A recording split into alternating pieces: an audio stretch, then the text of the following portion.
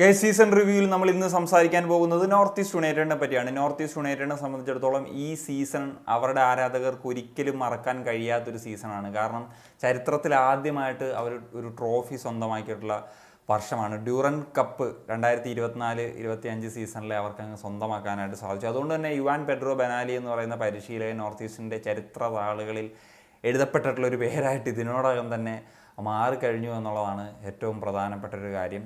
So ഈ ഒരു super cup ടൂർണമെൻറ്റിലേക്ക് വരുമ്പോൾ അവർ ക്വാർട്ടർ ഫൈനലിൽ പുറത്തായി.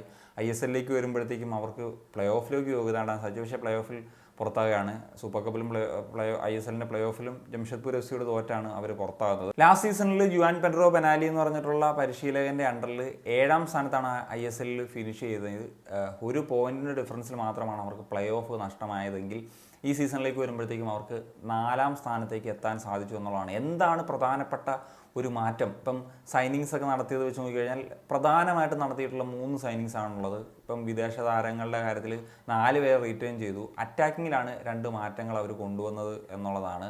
അലാദീൻ അജാരി ആൻഡ് ഗില്ലമോ, പിന്നെ മിഡ്ഫീൽഡ് മായക്കണ്ണെന്ന് പറഞ്ഞിട്ടുള്ള താരത്തെ കൂടി എത്തിച്ചിട്ടുണ്ട്. അപ്പം ആ മുന്നേറ്റത്തിൽ കൊണ്ടുവന്നൊരു മാറ്റം അത് എടുത്തു പറയേണ്ടതാണ്. കാരണം കഴിഞ്ഞ വർഷം അവർക്ക് ഗോൾ അടിക്കാൻ കുറേ പ്രശ്നങ്ങളുണ്ടായിരുന്നു. താരങ്ങൾ ഗോൾ അടിക്കുന്നില്ല. ഗോൾ അടിച്ചു വന്നിട്ടുള്ള ടോം ജൂറിച്ചാണെങ്കിൽ ഇഞ്ചുറിയുടെ പിടിയിലായിട്ട് പോകുന്ന സാഹചര്യമൊക്കെയാണ് നമ്മൾ കണ്ടിട്ടുള്ളത്. എന്നാൽ ഈ സീസണിൽ ഞാൻ പറഞ്ഞതുപോലെ അലാദീൻ അജാരി എന്ന് പറഞ്ഞിട്ടുള്ള താരം വന്നപ്പോൾ തന്നെ ഗോളിൻ്റെ കാര്യത്തിൽ വന്ന ഒരു ഡിഫറൻസ് എന്ന് പറഞ്ഞു കഴിഞ്ഞാൽ അത് തന്നെ വളരെ വലുതാണ്. ലാസ്റ്റ് സീസൺ 26 ഗോളുകളാണ് ലീസയിൽ അടിച്ചെങ്കിൽ ഇത്തവണ 46 ഗോളുകളാണ്. 20 ഗോളുകളാണ് അധികം അടിച്ചിട്ടുള്ളത്. അതിൽ അലാദീൻ അജാരി എന്ന് പറഞ്ഞിട്ടുള്ള താരം 23 ഗോളുകൾ ISLൽ മാത്രം അടിച്ചിട്ടുണ്ട് എന്നുള്ളതാണ്. അതുപോലെ തന്നെ 7 അസിസ്റ്റ്, അങ്ങനെ 30 ഗോൾ കോൺട്രിബ്യൂഷനാണ് അലാദീൻ അജാരി എന്ന് പറയുന്ന താരത്തിന് കൊടുക്കാൻ സാധിച്ചത്. ഗോൾഡൻ ബൂട്ടും ഗോൾഡൻ ബോളും ഒക്കെ അടിച്ച് ഈ സീസണിലെ എക്സെപ്ഷണൽ പ്ലെയറായിട്ട് മാറാനും അലാദീൻ അജാരി കഴിഞ്ഞു. അപ്പോൾ അദ്ദേഹത്തിൻ്റെ ഒരു മികവ് തീർച്ചയായിട്ടും നോർത്ത് ഈസ്റ്റ് യുണൈറ്റഡിൻ്റെ ഈ ഒരു മുന്നേറ്റത്തിനൊക്കെ അല്ലെങ്കിൽ അവരുടെ ഈ സീസണിലെ പ്രകടനത്തിനൊക്കെ കാരണമായിട്ടുണ്ട് എന്നുള്ളതാണ്. ഡിഫൻസ് ആണെങ്കിലും മിഡ്ഫീൽഡ് ആണെങ്കിലും വലിയ കാര്യമായിട്ടുള്ള ചേഞ്ചുകളൊന്നും ഉണ്ടായിട്ടില്ല എന്നുള്ളതാണ്.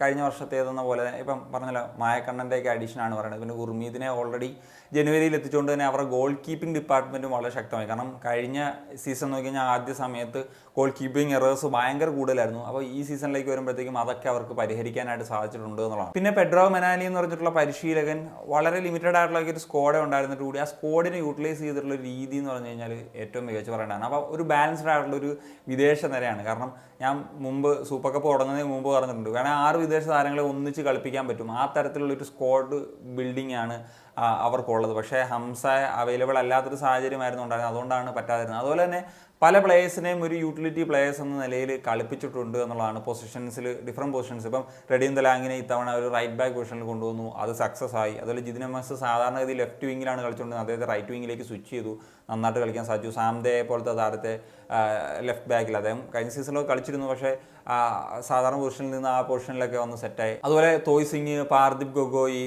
അതുപോലെ പാൽഗുനി, ദിനേഷ് സിംഗ്, ഇങ്ങനത്തെ താരങ്ങളെയൊക്കെ സബ്സ്റ്റിറ്റ്യൂട്ട് ആയിട്ട് കൊണ്ടുവന്ന് യൂട്ടിലൈസ് ചെയ്തിട്ടുള്ള രീതി, സ്ക്വാഡ് പ്ലേയേഴ്സ് എന്ന നിലയിൽ. അതുപോലെ ഇപ്പോൾ വിദേശ താരങ്ങളാണെങ്കിലും ചില മാച്ചസ് ഒരു നെസ്റ്ററിന് ഉപയോഗിക്കാറുണ്ട്, ഒരു അറ്റാക്കിംഗ് മിഡ്ഫീൽഡിൽ ചിലപ്പോൾ മക്കാത്തനെ യൂസ് ചെയ്യുന്ന സമയത്താണ് അലാദിനെ ലെഫ്റ്റിലും ഗുല്ലമെ സെൻട്രൽ ഫോർവേഡായിട്ട് അങ്ങനെ സ്ക്വാഡിനെയൊക്കെ കൃത്യമായിട്ട് യൂട്ടിലൈസ് ചെയ്യാൻ യുവാൻ പെഡ്രോ ബെനാലി എന്ന് പറയുന്ന പരിശീലകന് സാധിച്ചിട്ടുണ്ട് എന്നുള്ളതാണ്. അടുത്ത സീസണിലേക്ക് വരുമ്പോഴത്തേക്കും അല്ലറ ചില്ലറ മാറ്റങ്ങളൊക്കെ തന്നെ മതി ഇതിനേക്കാൾ ബെറ്റർ ആയിട്ടുള്ള പെർഫോമൻസ് കൊണ്ടുവരാൻ. ഇപ്പോൾ ഇന്ത്യൻ പ്ലേയേഴ്സിൻ്റെ കാര്യത്തിൽ കുറച്ചും കൂടി അഡീഷൻസ് ചില പൊസിഷൻസിൽ വന്നു കഴിഞ്ഞാൽ നന്നായിരിക്കും. അതുപോലെ ഒരു ക്ലിനിക്കൽ സ്ട്രൈക്കറെ, ഗുല്ലോമോയ്ക്ക് പകരക്കാരനായിട്ട് കുറച്ചും കൂടി ക്ലിനിക്കലായിട്ടുള്ള സ്ട്രൈക്കറെ കൊണ്ടുവന്നു കഴിഞ്ഞാൽ ബെറ്റർ ആയിരിക്കും എന്നാണ് തോന്നുന്നത്. അതുപോലെ ഹംസ നിരന്തര ഇഞ്ചുറി ആയിട്ട് ഈ സീസൺ കളിക്കാൻ പറ്റാതെ പോയിട്ടുള്ള പ്ലെയറാണ്. അപ്പോൾ അതിന് പകരം DM ആൻഡ് CB കളിക്കുന്ന ഒരു പ്ലെയറും കൂടിയൊക്കെ വന്നു കഴിഞ്ഞാൽ അടുത്ത സീസണിൽ ഇതിനേക്കാൾ ബെറ്റർ ആയിട്ടുള്ള രീതിയിൽ ISLൽ തന്നെ ഒരു മികവാർന്ന പ്രകടനമൊക്കെ നടത്താനായിട്ട് സാധിക്കുമെന്നുള്ളതാണ് എക്സ്പെക്റ്റ് ചെയ്യുന്നത്. So that's it case. അപ്പം ഇതൊക്കെയാണ് നോർത്ത് ഈസ്റ്റ് യുണൈറ്റഡിനെ പറ്റിയിട്ടുള്ള കാര്യങ്ങൾ സംസാരിക്കാനുള്ളത്. അപ്പോൾ നിങ്ങളുടെ ഒപ്പീനിയൻസ് തീർച്ചയായിട്ടും കമ്പോസ് ചെയ്യാം. ഒരു കാണിഷൻ സനിയ.